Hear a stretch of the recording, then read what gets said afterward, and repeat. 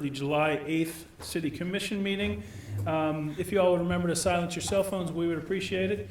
Today we have with us Rabbi Kay from the congregation Ohev Shalom. And after the invocation from the rabbi, if you all would remain standing for the Pledge of Allegiance, we would appreciate it. Rabbi.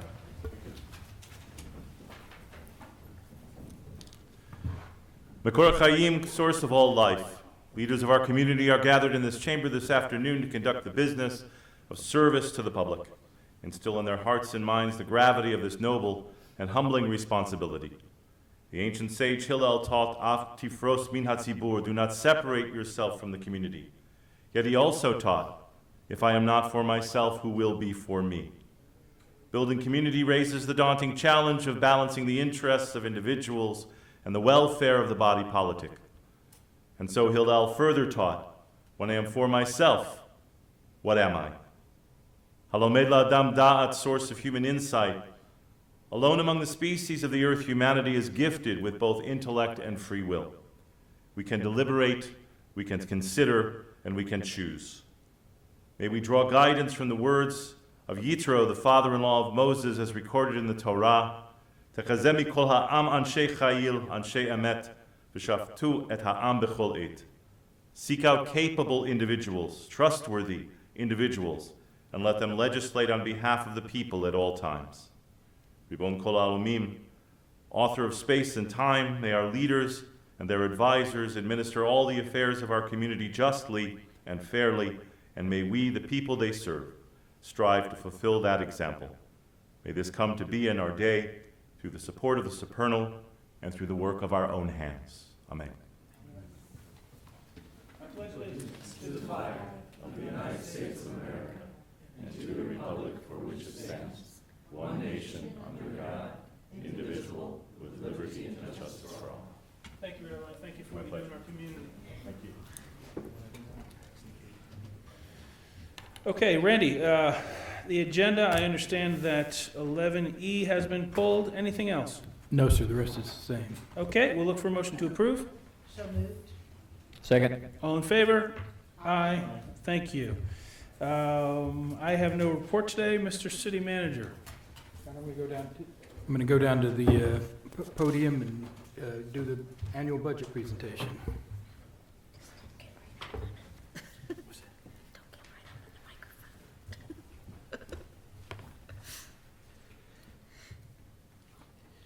It is my pleasure to present to you the fiscal year 2020 budget.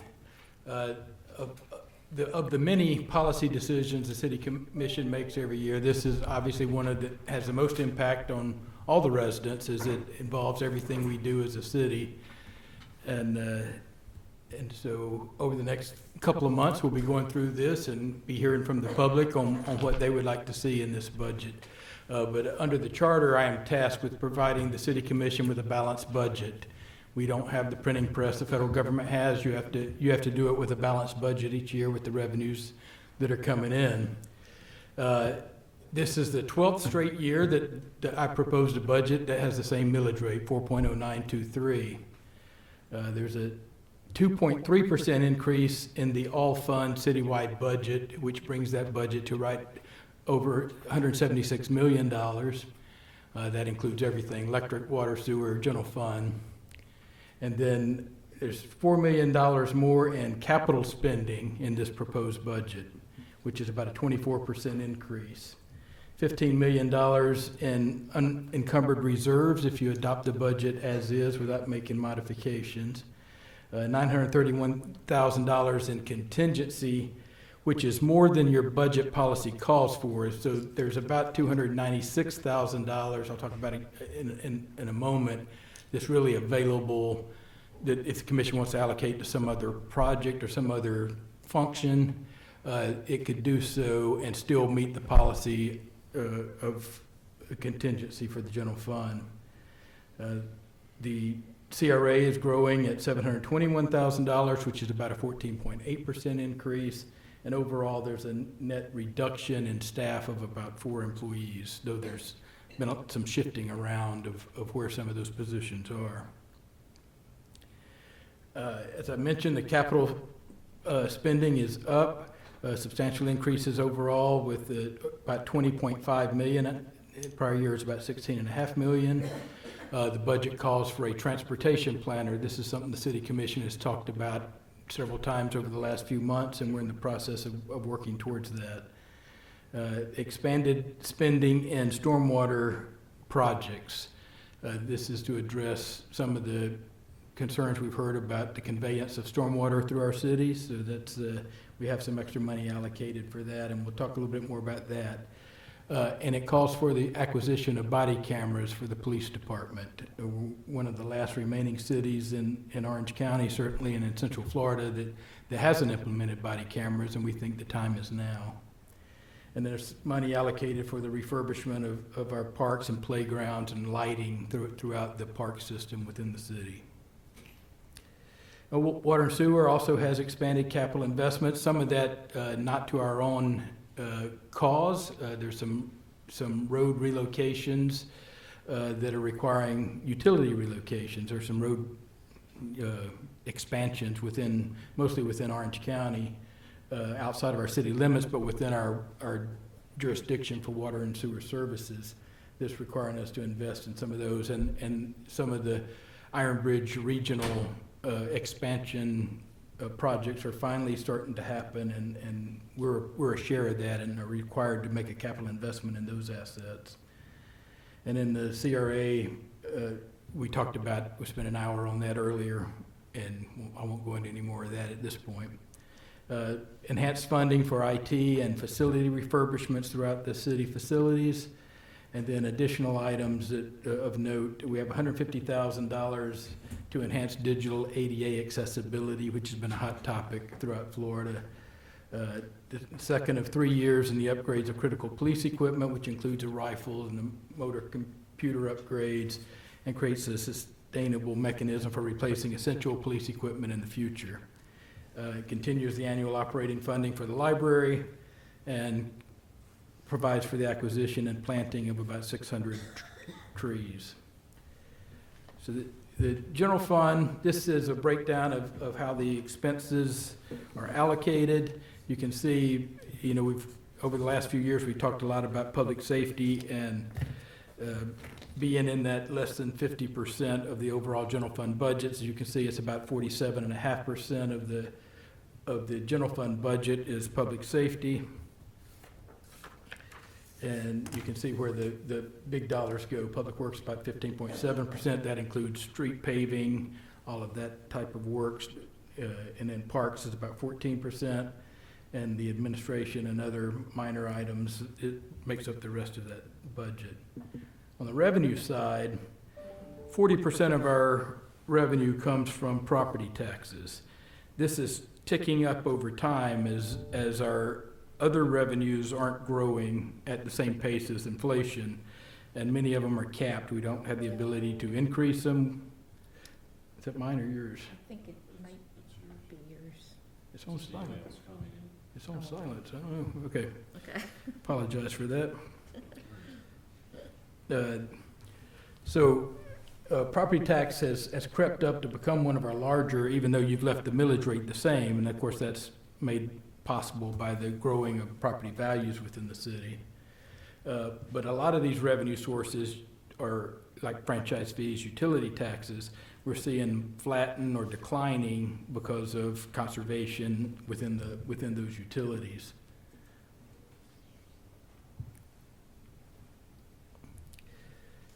The new revenue coming into the city is about $2.9 million within the general fund, and you can see that's how I chose to allocate that in the budget I provided you. There's a $222,000 increase in contingency. Public safety pensions, we'll talk about a little bit more in a moment, went up about $807,000. That's police and fire pensions. Transfers, which is primarily capital projects, transfer from the general fund to go over to the capital projects fund for capital projects. It's $554,000 increase. The operations within the city, $785,000, and then salaries and benefits excluding police and fire pensions went up $557,000, about 2%. This is a history of our taxable value over the last several years, going back to 2005, pre-recession. you can see we were growing back then in large amounts in the assessed valuation. Then the economy tanked, and we had 5 years of almost negative, well, 4 years of negative growth, at 1 year of 1%. And then it started coming back when the recession ended. There's a lag between, what happens in the economy and how it hits the tax rolls, because we get, in November, we start collecting taxes on the previous January 1st taxable valuation. So there's always a lag in how this works. But what you see is a new norm, in that the growth is no longer in those double digits, and it tops out in, close to 9%. The reason for that is, you may recall, the ones that's been here that long, is not only did the economy tank back in 2008, 2009, but there was tax reform. They added the extra $25,000 homestead exemption. The Save Our Homes and all of those things were implemented. And so now you can't see that growth of 11% anymore, because there's a cap on how much property values can grow. And so 8 to 8.8% is a really strong, and that's reflective of not only new construction, but also properties that change hands, because the time they're able to reset is if a residential property changes hands. So we think, this 8% range is probably the new high of what we'll see in a growth in 1 year. This just shows what we talked about before, that millage rate has been the same going back for 12 years, while the blue bar shows the property values going up during that time, which has allowed the flexibility for the budget to do the things we've needed to do, even though the other revenues are flat. And this is a millage rate comparison to our neighbors. This factors in all the operating millages, including our library and public safety building debt services.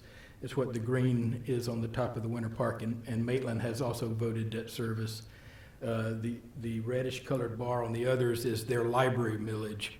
Winter Park residents and Maitland residents do not pay the Orange County Library millage, because they fund their own libraries. But you can see we have the 4th lowest millage when you combine all those things in all of Orange County. And we have the lowest operating millage of all the cities in Orange County. And we're the only city that hasn't raised their millage rate going back to 2008. So these are the millage thresholds. At your next city commission meeting, you'll be asked to adopt a tentative millage rate. And these are the requirements for various millage rates you can adopt. The 4.0923 is the current millage rate. You can adopt that with a simple majority. The rollback rate would be 3.9. That's the amount, that's what the millage rate would be to generate the exact same amount of property taxes as the prior year, excluding new construction. And then 5.733 you could do by simple majority vote. That's going back to that tax reform I talked about in 2008, 2009. They set caps on how far you can go with simple majority vote. With a supermajority vote, you could go to 6.3. With unanimous vote, you could go to 10 mills, and we'd have $61 million to play with. That'd be a lot of fun, but I don't think you're going to do that. Brandon, can you go back just for one moment?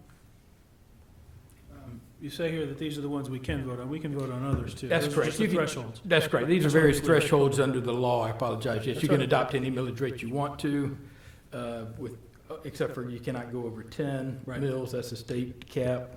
Thank you. This is a graph showing the unassigned general fund balance and where it's been over the years.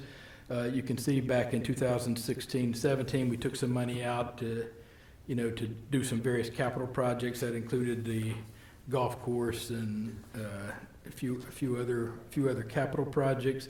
At the end of 2020, we should be around $15 million, which is somewhere in the neighborhood of 26% of general fund balance.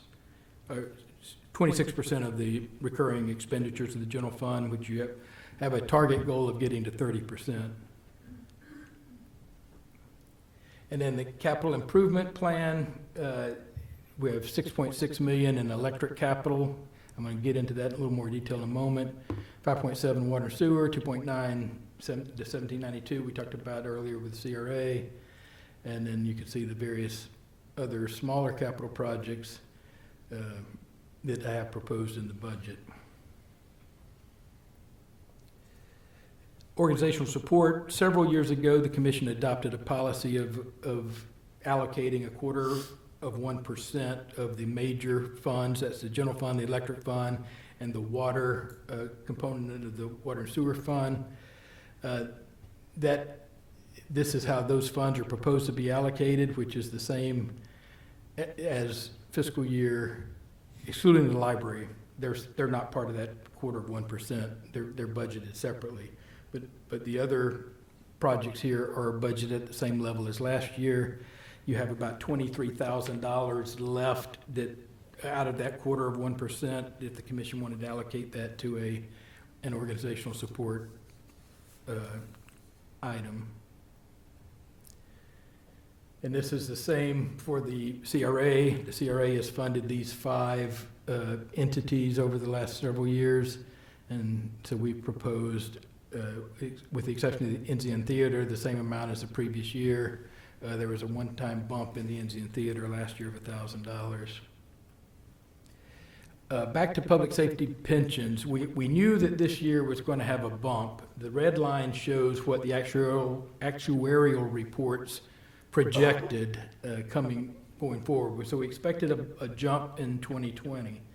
The blue line shows what the current year actuarial report projects going forward. And you can see the line, there's a separation in those lines. The primary reason for that is the change in assumptions that was adopted by the pension boards. When they lowered the interest rate assumption, the money's got to come from somewhere, and that means it comes from us. So what is it, 7%? What did they lower it to? It dropped to 7.5%. If you recall, it used to be over 8% at one point, and it's come down some over the years. But with this last move down, and they made a couple other minor tweaks to assumptions, but that's what's caused that differential going forward. So it shows another bump up next year, and then starting to decline. And as you get further out, it levels off as we paid off some of those accumulated actuarial liabilities from prior years. But that spread is caused by that change in assumption, because if you assume 7.5% interest versus 7.75% or 8%, the cost of the plan don't change going forward. So somebody's got to make up that difference, and that is the city. So I've mentioned you have some $296,000 or so of contingency above what your policy calls for. The contingency of $931,000 that's in the budget, that includes $316,000 in commuter rail as we continue to create a bigger part of our budget each year to be able to accommodate the funding of commuter rail once the full funding agreement ends with the FDOT. But there's $296,000 additional money. There are 3 items that we are just throwing out there as potential uses for that money. You can always let that money just roll in and become part of reserves. But we've had a lot of discussions, and you've seen a lot of news articles recently about cybersecurity.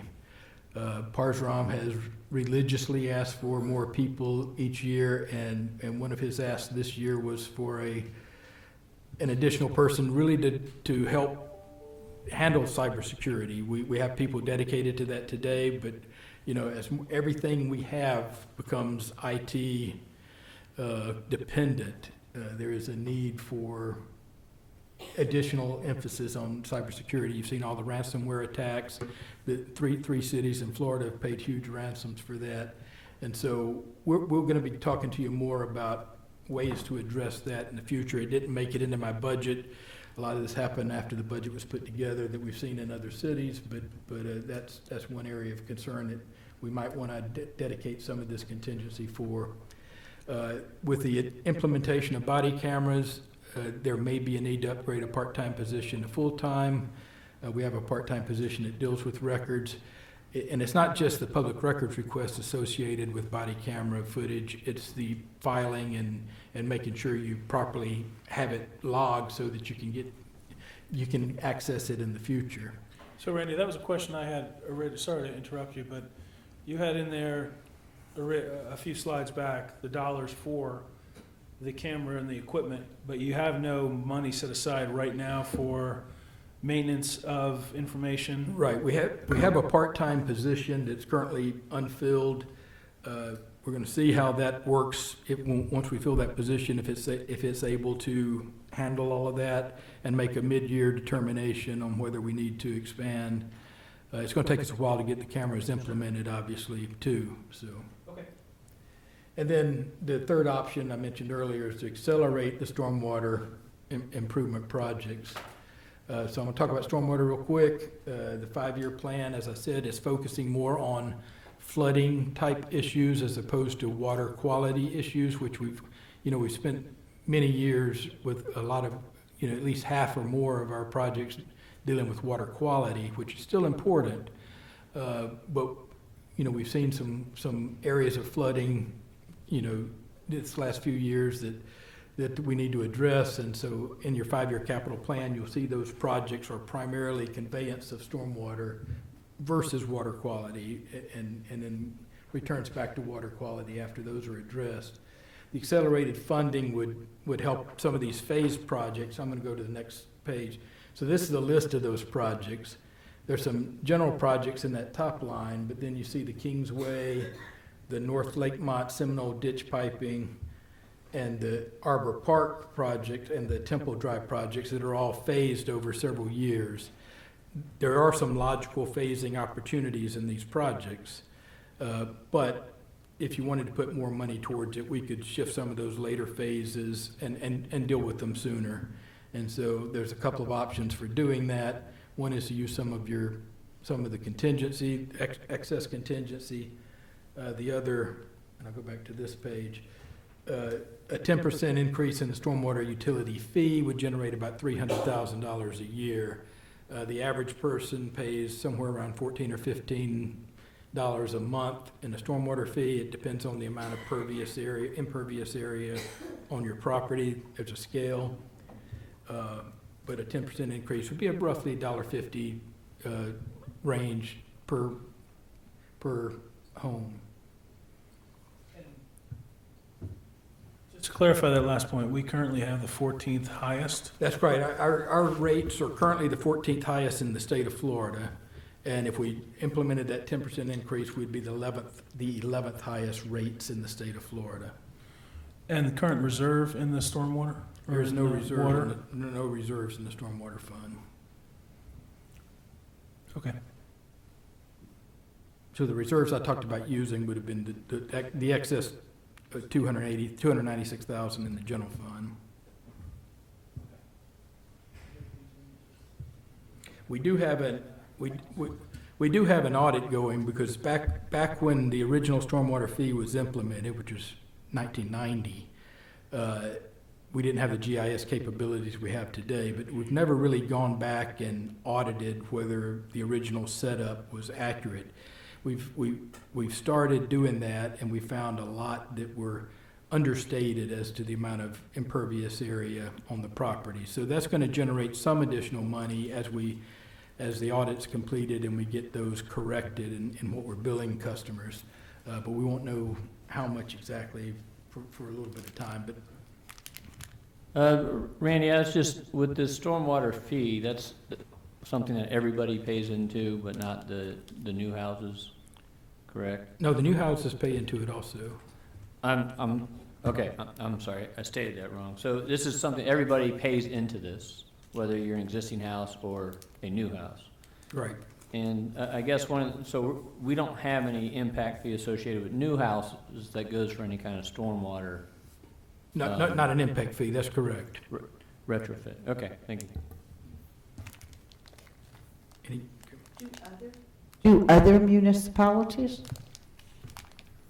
have a stormwater impact fee? I'm not aware of anybody with a Can somebody stormwater check impact fee. maybe and let us know? Yeah, we can look at that. I've not heard of a stormwater impact fee. But a transportation impact.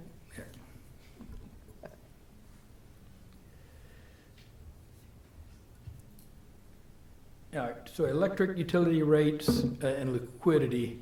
The Utility Advisory Board has spent a lot of this past year, year and a half talking about this, and we talked about it a lot last year about the fact that our costs are substantially fixed cost, but our rate structure is variable based on consumption for the most part. And so last year we made a move to shift a little bit more of the revenue from the variable charge, the consumption charge, into the fixed cost. And the Utility Advisory Board has suggested that we increase the fixed cost 10%, leave the variable cost alone this coming year. That will result in about a 1% increase in the electric bill for most customers, about $1.85 a month for the electric component of the bill. And that will help restore the cash position. As you know, we've had this issue with the rating agencies in the past about the fact that we're spending all of our profits on undergrounding. We took a couple of hits in our cash position over the last couple of years because of the hurricane repair that we've not yet been reimbursed by FEMA for. We will get most of that back. But also the under recovery on fuel because we had over recovered and had to give some of that back. So we're currently a little bit over $2 million negative cash balance in the electric utility. So this budget helps move us back towards zero. It's not our goal to get a big cash balance in there because we believe the community wanted undergrounding and we want to continue to do that undergrounding, but we do think we need to dig out of that negative balance. This shows our rates as compared to the state average, which is the purple line. The dashed line is the City of Winter Park rates. The light blue line is the Duke rates, which of course was the predecessor utilities. That's who we really benchmark against. And then the red line is the Florida Muni average, and the green line is the Florida investor-owned utility average, and the orange line, and always the least expensive, is OUC. This is the timing. Today's the presentation. You had your CRA workshop. On the 22nd, you'll have your CRA budget and capital planning meeting where you'll adopt the CRA budget. And then on July 22nd, you'll be asked to adopt a tentative millage rate. And then at all of our meetings coming forward, including July 22nd, August 12th, August 26th, we'll take public input on the budget. And then the actual formal public hearing, September 9th and September 23rd. With that, I'd be glad to answer any questions. We'll certainly have a time on future commission meetings for the commission to talk about this also. Thank you, Randy. Commission, anybody? Mr. Weaver? Yeah, thank you. Randy, are we at the point where the electric undergrounding is being slowed down by this revenue stream being low? Yeah, we have not slowed down the undergrounding by the revenue stream. We've continued to spend. Somewhat, a little bit slowed down by the Fairbanks project, and then this project, I think it's G, on the west side, and that area was a harder project than they anticipated when it started. So that caused some of the delays, and we had trouble getting some permits to go under DOT right of way that delayed that project. But Dan's convinced that we can catch back up before we get to the end of because we've done a few minor pieces out of sequence because of reliability issues, as he mentioned, I think, at the last meeting. And so as we move back through the schedule, those little pieces are done, so those projects should go faster than he anticipated. So just so I understand, we're taking some money out of general funds right now to keep the undergrounding schedule on track? No, we have not taken any money out of the general fund for the schedule. We talked about, Commissioner Cooper brought up using some CRA funds for that, but we have not used any general fund money for the schedule. Okay, Mr. thank Weaver, you. before you were seated, though, we did last year after the hurricane, we allocated from the general fund additional dollars to hit trouble areas that were revealed I during think the that came out of the water and sewer fund, though. Did it come out of Yeah, water? that was sewer? $1 million out of the water and Okay. sewer fund to help out the. That's right. Okay, so that was $1 million. But I would also say, too, when you say slowing down, I want to be clear on that. We were doing, just 3 years ago, 4.5 miles? You're right. And this past 2 years, we were exceeding that. So we're still going to go past as I understand it, we're still going further than the 4.5 miles, just not as fast as we had in the last 2 or 3 years, correct? Right. Right, okay. Thank you. Commissioner Cooper, you had a question? But we are spending the dollars that used to be in the lighting that we have now moved back to the general fund, Yeah, right? Those dollars, That helped balance the electric fund budget, yes. a little bit, Because, yeah, okay. that's 450,000, it no longer had to spend. And I was looking just very quickly at what we got today, and are there dollars in there for the general funds portion of the PD&E?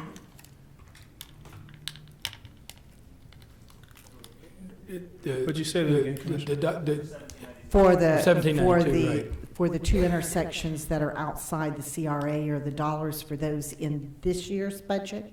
No, not allocated in the general fund. Okay. So that'll be phased? Is that how that works? Okay, thank you. Mr. Seidel?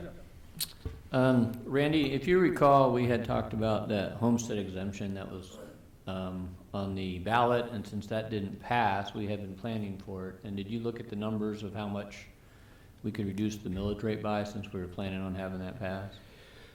Well, I gave you a balanced budget, obviously not reducing the millage rate. I did not look at how could we do this budget with $750,000 less. Well, is that how much it is? Yeah, that's how much we estimated last Okay. year that additional homestead exemption would cost the city. Okay, and we were planning for that, so my thought is, do we give that back? And that's something to think about, because had that passed, we would be short that 750. Okay, Randy, I think you'll probably get more questions for us next time, but thank you for the initial presentation on this. Thank We you. appreciate it. Randy, do you have anything else besides the budget? No, sir. Do you need help with your volume button on your computer? Any questions for the city manager on anything other than this item? Mr. Seidel? Yep, thank you, Mr. Mayor. I did have it's something to add to his issue and updates that he has within our agenda packet. But I know Bronx has been working on the greenways that we had talked about, and that's kind of, I know he's been working on it, but I haven't really been following through on it because we've had a lot of stuff happening with regards to Orange Avenue and other items. And I think it's something that we do need to be tracking, because as far as having an actual greenway plan, it would be nice if it's here that we're aware of, and I do plan on meeting with Bronx to find out what the current status is, and a couple other folks. And so, that's where he's looking at possible alignments, and then that would eventually come to us to decide if we want to investigate those further. And so, things get a lot more attention when they're on here, and I think this is something that's important, and so I'm asking the rest of the commission if they'd like to have that on there. Was that on there originally? Did it come off? No, it wasn't on there, I don't think. I don't think it was. I don't recall, Mr. No. Mayor. To I be would honest with very you. much I like feel to like I see dropped it the there. ball on this whole thing, and that's why I'm like, if it's here, I won't drop the ball on it. You have my support. You have mine. I'm working at it as well. Okay, I'm not sure what that means. You're working it. I've been I'll call you talking to next. interested citizens and Bronx and the Parks Department about that very thing. Okay, I just want to make sure you guys all continue to run everything through the city manager, as he's our direct contact. Okay? Thank you. Yes, sir, understood. Thanks. You bet. Anything else? Any other questions for the city manager? No. Mr. City Attorney, Kirk. Yes, Mayor, Commissioners. The litigation I mentioned last meeting, that's by the League of Cities and several other cities against the statute that created the more egregious taking with respect to small cell operations.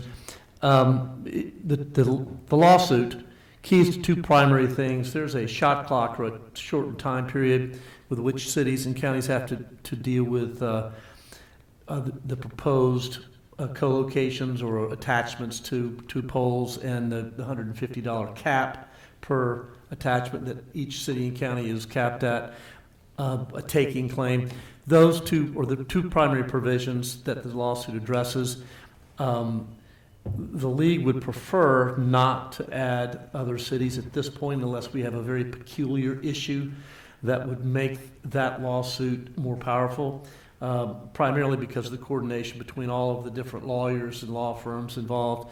Right now, they've got 3 or 4 cities in the league, and outside counsel for the League of Cities. So clearly, if they're successful in the lawsuit, it's going to benefit all cities and counties throughout the state. So there's no additional benefit to us other than we would be right on the front lines assisting them.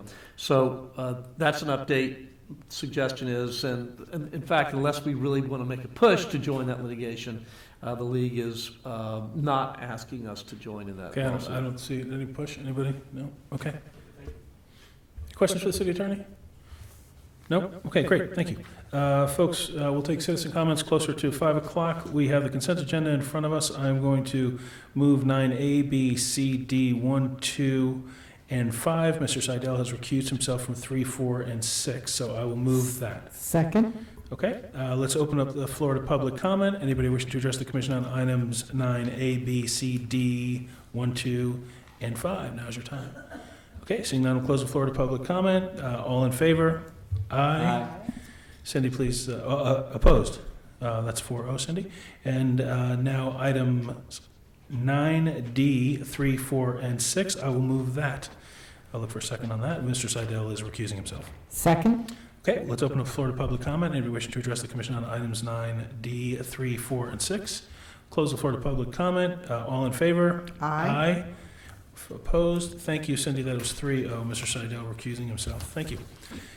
We have 11A. Mr. Ardeman, if you would read the resolution, please. Ordinance, I think, Mayor, ordinance number _19, an ordinance of the City of Winter Park, Florida, authorizing the issuance of its not to exceed $15 million water and sewer refunding revenue bond series 2020 in order to refund all or a portion of the city's outstanding water and sewer refunding and improvement revenue bond series 2010, providing authorization for this ordinance, providing findings, providing for the payment of such bonds from the net revenues derived from the water and sewer system of the city, and providing an effective date. Great. Randy, do you have any comments on this before we take a motion or entertain a motion? No? About how much money we're doing here? What was the savings on this? If it's $225,000 a year, Wes, correct, $225,000 a year savings, There you about are. $2.2 million in net present value savings. Great. Well done, guys. Chair will entertain a motion. Move to approve? A second. I had a question. Mr. Weaver. Is that close enough? Too close? About 6 inches back is good, 6 to 8. I'm just curious what the original bond funded here. Can you give me a brief rundown of the projects?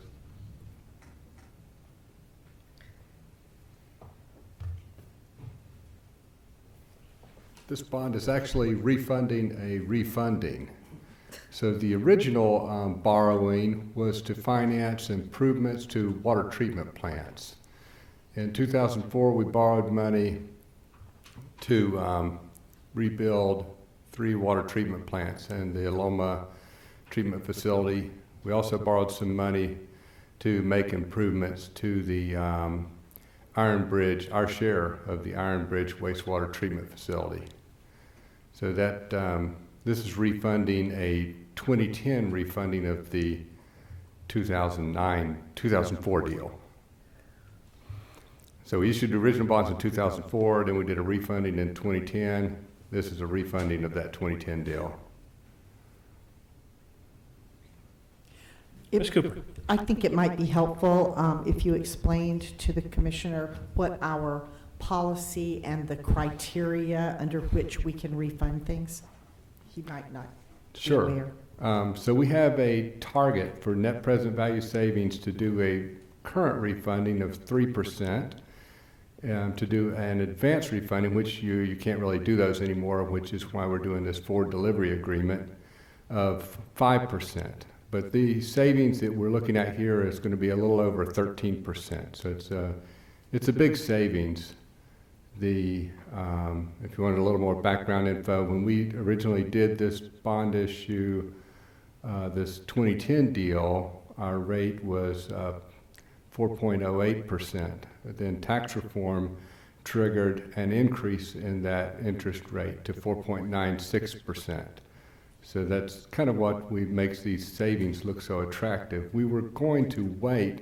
Bond can't be refunded until December 2020. We were going to wait till closer to then because almost every time that we've tried to lock in a lower rate early, we've seen that rates just continue to stay down. But with rates that have dropped recently, we're doing this deal at 2.29%. So that's a pretty great savings, pretty low rate. Okay. What- Mr. Weaver still has the floor. What was the original period on this bond? It goes through December 2030, and that's the same with the refunding. There's no change in the maturity date. And I Thank you. understand, Wes, that you can't go beyond the period of the bond that you're refunding. Is that correct?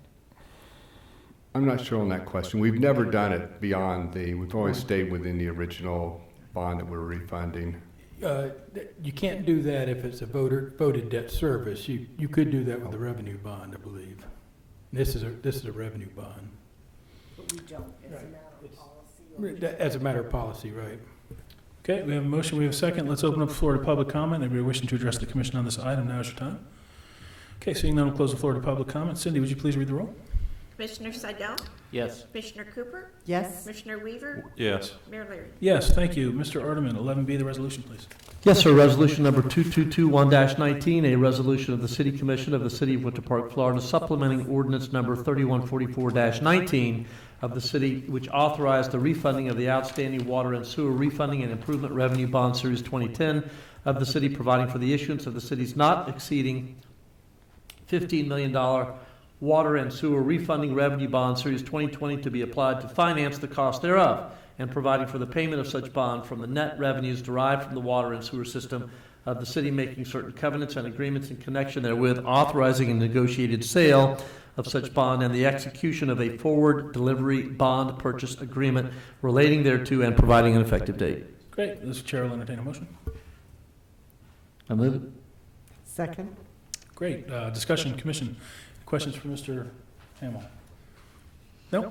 Seeing none, we'll open up the floor to public comment. Anybody wishing to address the commission on item 11B, now is your time.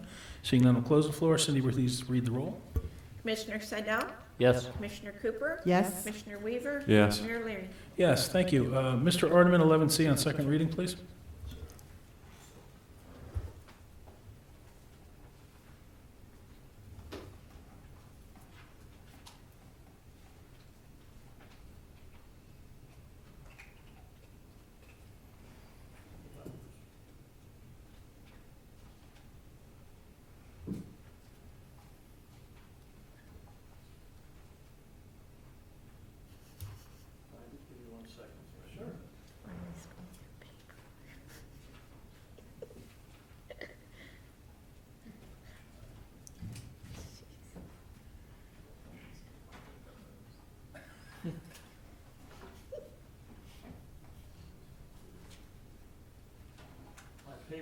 My paper has failed me.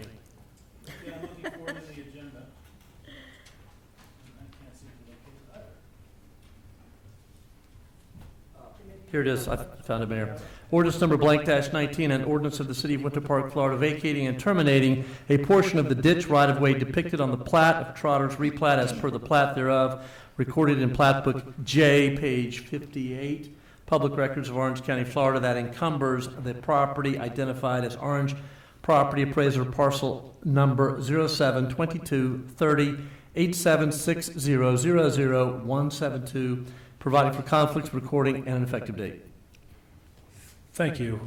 We'll look for a motion. Move to approve? Thank you. Second.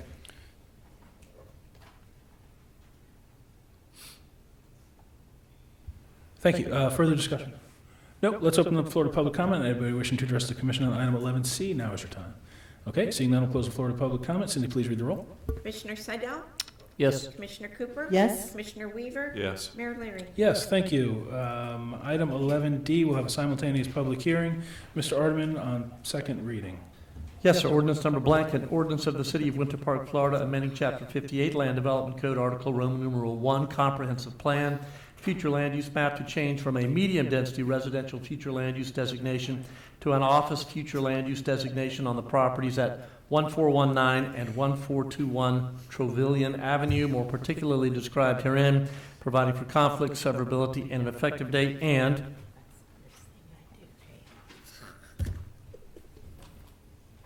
ordinance number blank, an ordinance amending Chapter 58, Land Development Code, Article Roman numeral 3, zoning, amending the official zoning map to change from medium-density multifamily residential R-3 to office O-1 district zoning on the properties at 1419 and 1421 Trevilian Avenue, more particularly described herein, providing for conflict, severability, and an effective date. Excuse Okay, me, Commissioner Cooper. there's a Scribner's error. It's 02, not 01, O2 is shown on the agenda.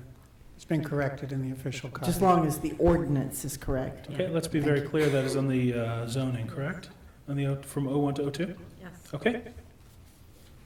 Great, we're going to take separate motions on these, folks, if anybody would like to. We'll move both. Thank you, Second, thank both. you, thank you. Further discussion? Great. Mr. Weaver. Yes, I'm sorry, I have some more engineering discussions. So, Nothing to be sorry about, Mr. Weaver. So I went down in this area this weekend during a pretty torrential rainstorm, and there was a statement made by the applicant at the last meeting when we heard this about the storm drains in the Killarney Shores development being plugged up. Well, they weren't. So what had happened before is the pond was overflowing. It was maxed out and going out into the lake, which it's supposed to do. But that development was designed, well, the stormwater system was designed for that development. And because these lots that we're talking about right now are so much higher, all the water runs down Trevilian into that stormwater pond. So again, when we develop this, I'm assuming the lot's going to be leveled. Right now, there's about a 3-foot drop from the northeast corner to the southwest corner, which is right in front of the driveway for the Killarney Bay apartments or condos. We obviously have an issue with the residents flooding there, and because the residents asked for a wall along Trevilian, we've changed the stormwater from what's called an overland spread flow to a point exit, and it would be at the southwest corner of that wall. So I think the residents there have a legitimate concern, and it's this. We're going to hold a 25-year, 24-hour storm there, roughly 8.6 inches. And what happens to the flow over that? Well, it's going to go to that corner. It has to go to that corner. And with no piping down to the lake, there's going to be problems. So I again object to going ahead with this development. Is there a resolution that the applicant could offer to get piping to go from that corner to the lake? Is that a possibility? So the applicant is here. Any other questions before we ask him to come up? Any questions for staff while we have them? Okay, seeing none, Mr. Martin, correct? Did I get the name right? Thank you.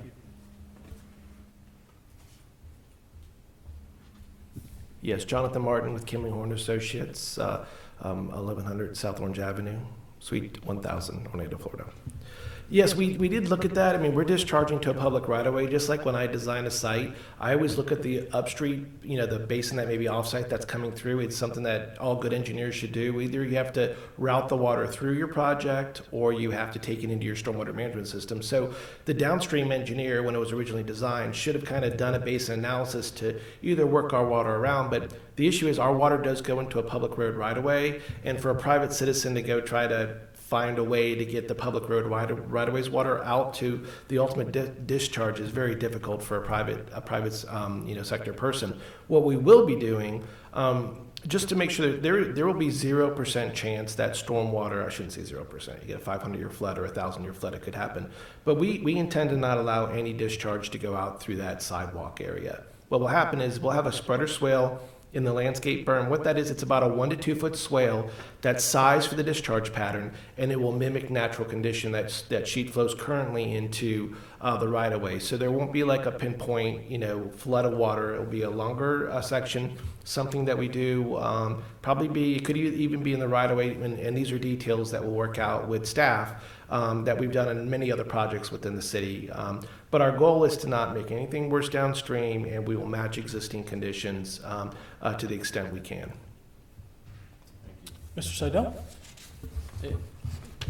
Mr. Weaver, I mean, the concern of the downstream flooding is valid, and there are engineering ways to go ahead and handle it, but I would kind of say this would be an opportunity where if the city were to install within our right-of-way some infiltration devices for the existing roadway, then that would help put less water on them that currently goes there. His point about it was never designed to accommodate the offsite, that's kind of really what the issue is here, is you have all this offsite water that flows through the project and wasn't really designed to bring that through, and that was a common occurrence years ago. Correct. In permitting sites. Engineers really didn't look at what was coming to them, they only worried about their site. And that's really the individual property owners.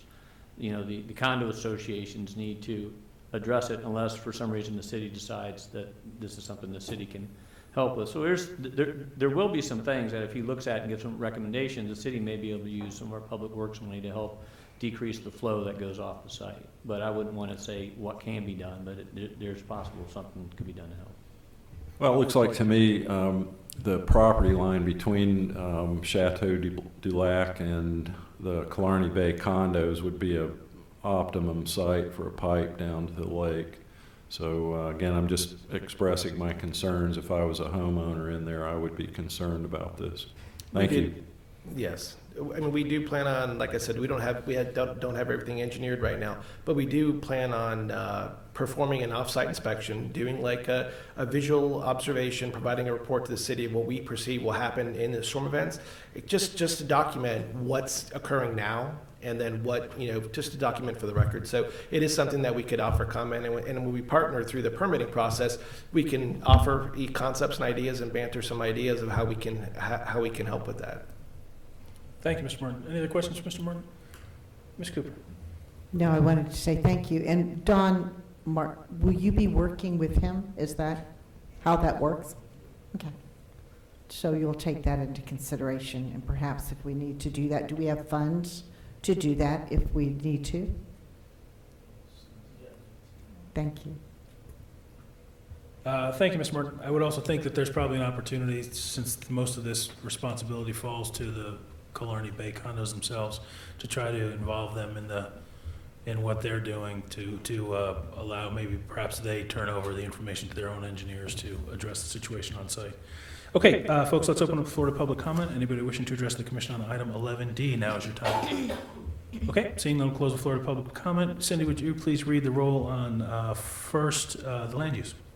Commissioner Seidel? Yes. Commissioner Cooper? Yes? Commissioner Weaver? No.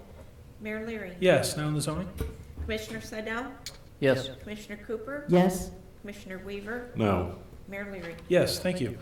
City Commission reports, again, item 11E has been pulled from today's agenda. Mr. Seidel? It seems like 2 weeks ago we were just here. So I was on vacation for a week, so I really don't have anything to report right now. All right, good. Ms. Cooper? You didn't miss us a bit, huh? I would like two things that, if possible, I would like to get some nods on from the commission. The first being conformity in streetlights between our collector roads and our major corridors. Not looking backwards, but going forwards, I would like very much to ask staff to bring forward a either a design guideline or an amendment to our codes that ensure we have consistency within our major corridors and our major collector roads on what the lights look like that are being put up. Are you talking about street lights? Street lights. Don't we have a street light design that we're following currently, staff? Well, I'll tell you, Ravidage, Can I ask Whole staff that Foods, question yeah, first? they're all different, just so you know that, if you haven't noticed it. We do follow, we have the standard one we use and offer all the time. So to Commissioner Cooper's question though, in Ravatage, is a Ravatage development on It's our not- public roads using different lighting? Ravatage is different from Whole Foods, is different from Unicorp, is different. We really need to have uniformity. And to do that, we have to tell people what's expected of them. So who oversees that? You guys are, everybody's looking at each other like the scarecrow. Some of those I are understand. private. But on the, we're talking specifically the public. Yeah. So here's, over time, there has been a little shift of the Sternbergs that we used 20 years ago to some of the Sternbergs that we used 10 years ago to some of what they're currently using in the LED realm. What's in Ravatage, those are public roads, those are 1792. I'm just talking about going down the 1792 Okay. corridor. So I believe on 1792, you've got some non-decorative Cobra heads. The decorative lights that I've seen are all the same, Except for Unicorp. except for lights that are not in the right-of-way, that are private, like in front of the lakeside. No, Or no, where Troy, I really Chewy's am is. talking about on the road. There are 4 different kinds of lights. I'll bring you photographs Okay. next 2 weeks from now if that's what I need to do. But I would like for you to think about it and see if we are not strongly recommending the same type or putting up the same type ourselves. It really does look bad. I noticed it because Well, you know, sometimes what you see are private lights lighting their own parking lot. So, hold on one second. Can I That just, are I just close want to the to, I road. just want to make just clarify something though. Currently, if there's a private development who's contributing to the public roads, Ravatage, right, if they're developing, do they have a design standards to meet our electric lighting needs? Yes, we've stated a design that we want them to Okay, meet. so we do have, there is that currently within the city that there is a standard. is it a of lighting. code or is it, what is it? No, it's just. It's not a It's within the code, electric utility. It's a It's an standard that SOP? we've adopted. So it's an SOP within the electric utility? Yes. Okay. So But for to some Commissioner reason- Cooper's point though, she's saying, and Saying I haven't because- noticed, Yeah, I'll bring perhaps, can you photographs. just bring this back next time, I will. Commissioner? I'll be happy to. We can take care of it. Take a We'll- peek, Would you? please. Thank you. Thank you. Because just, I'm not even sure I care which one, but it would be nice if going forward, when developers came in, they all looked uniform and, Just so I know, the, 4 different decorative style lights is what you're saying? Or just period different lights? Hey, Randy, you know what we're asking for, right? They're Can you the handle this with large staff? We'll corridor look at it. lights So Commissioner, on let that Randy, if you don't mind, allow 1792. Randy to handle this with staff. And I can send photographs. to Thank you. Randy. That was one thing, thank you. And the second Commissioner, one, if I could just, Yes, please. they're looking at decorative lights on 1792 on the project, that would be consistent for the whole corridor.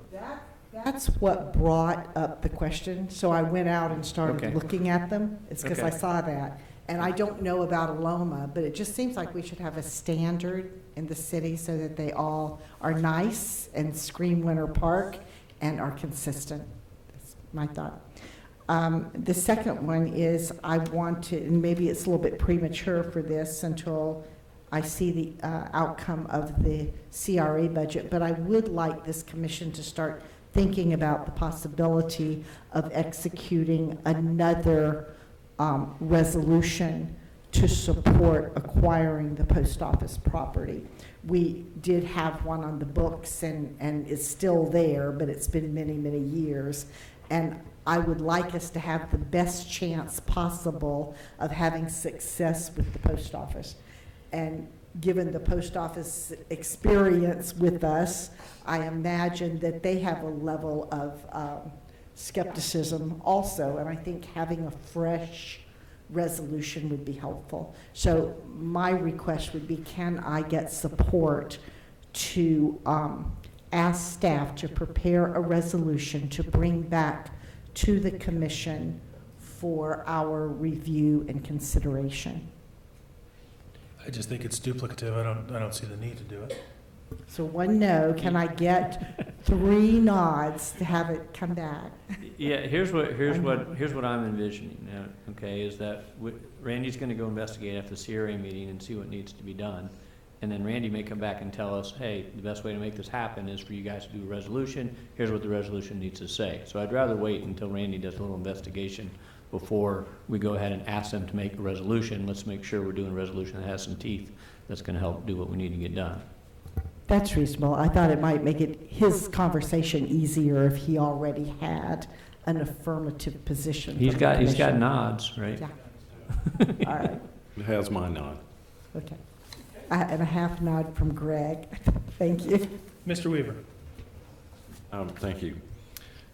So 2 things. I wanted to see if I could get a couple of nods to allow the Palacic to come in and give a presentation to see if we can't fund them somewhat, like we do our other Add them as a nonprofits. community support group, is that what you're saying?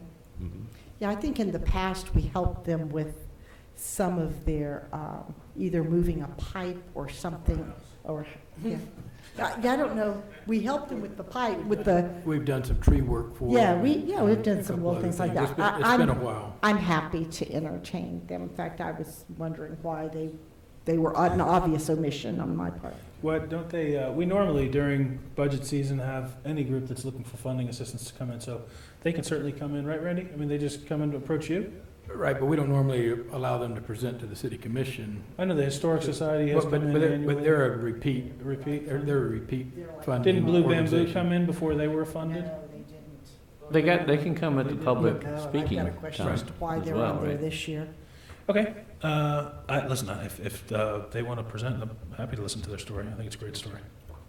And going back to the Bennett and executive alignment, Bronze, can you give us a briefing on why it's going to take 6 months just for the design, please?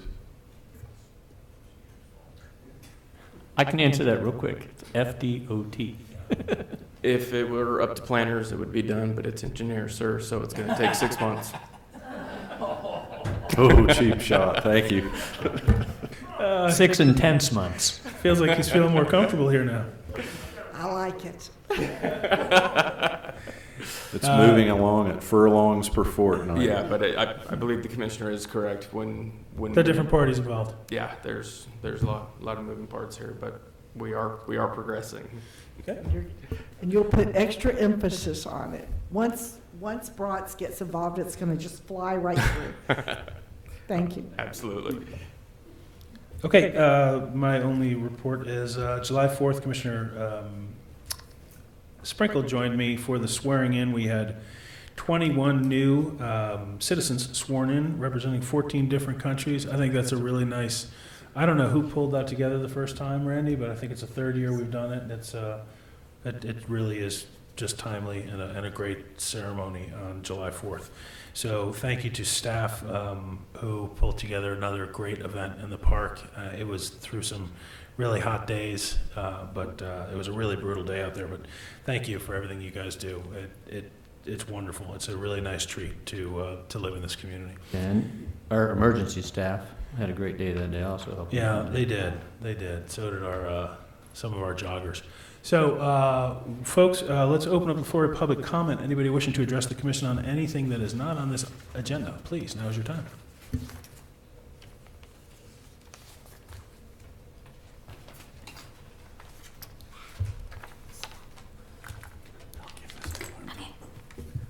Jim Fitch, 1820 Via Genoa.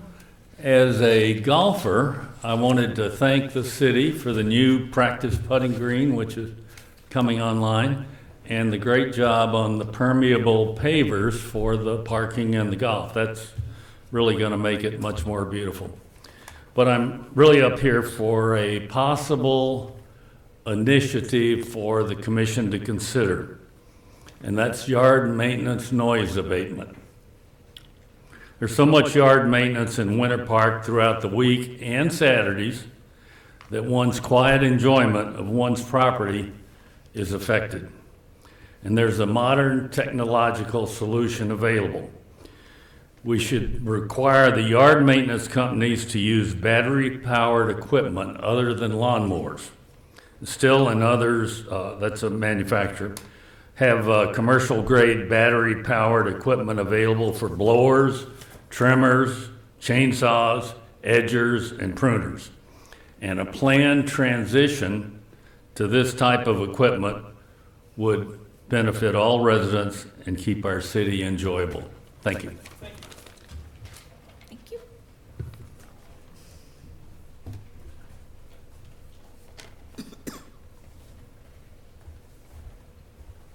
Afternoon. My name is Matthew Gertis, 1651 Summerland Avenue, Winter Park, Florida, 32789.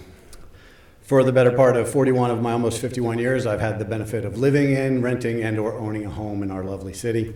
This is the first time I've ever felt so compelled as to address this body. Thank you for your time. I come to you not about an issue being brought forward today, but an issue that has been delayed. The issue of Glen Haven Memorial Park development. I sent you all an email on the 4th of July, which I'm sure you'll get a chance to take a peek at. Myself, other citizens, I was supposed to be in Tampa today. I made changes to that. Family was supposed to be vacationing in the Bahamas. Changed that. Airfares, all that incurred. It's not about when we or if this committee considers it, but I'm supposed to be in Boston the next 2 weeks for the commissions that now I'm going to have to look to change. There are a number of citizens that want to be heard on this issue, as I know we want to be, as you want to hear on this issue. I would just ask that P&Z try to be considerate with the last minute delays. For the 4th time, at the very last minute, this was tabled from being brought forward. It's a tremendous inconvenience to the citizens. There's time, energy, cost. I don't even know what that family spent to redo a trip to the Bahamas, but lives in there. And I don't live in the neighborhood being affected, but I do have family with friends that do. And I would just ask that we land on a date, bring it before the Honorable Mayor and the Commissioners, and move forward. Thank you. Thank you, Mr. Gertis. Anybody else?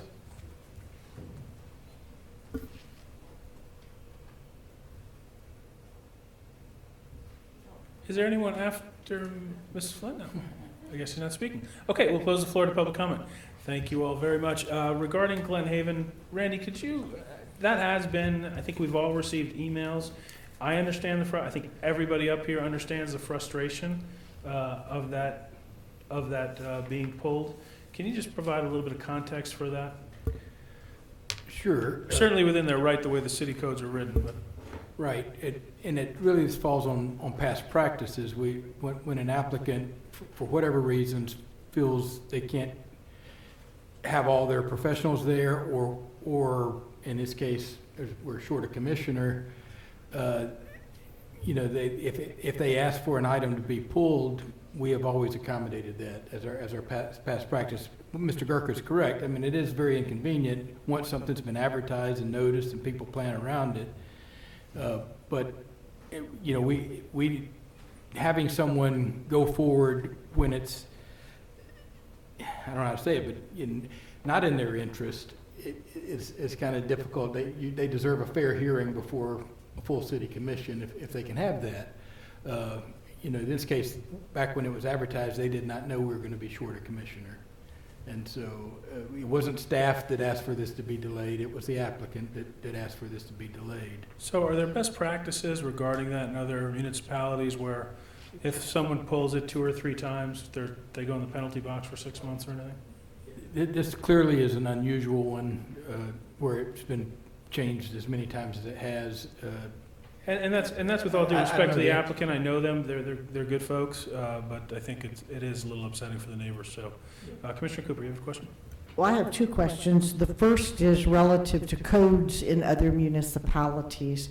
I would like to see a summary of what other municipalities, what their codes say about this. If you could, if maybe planning could help out with that a little bit. But the second thing is, I didn't know we were going to be short a commissioner, so I'm wondering how the applicant knew.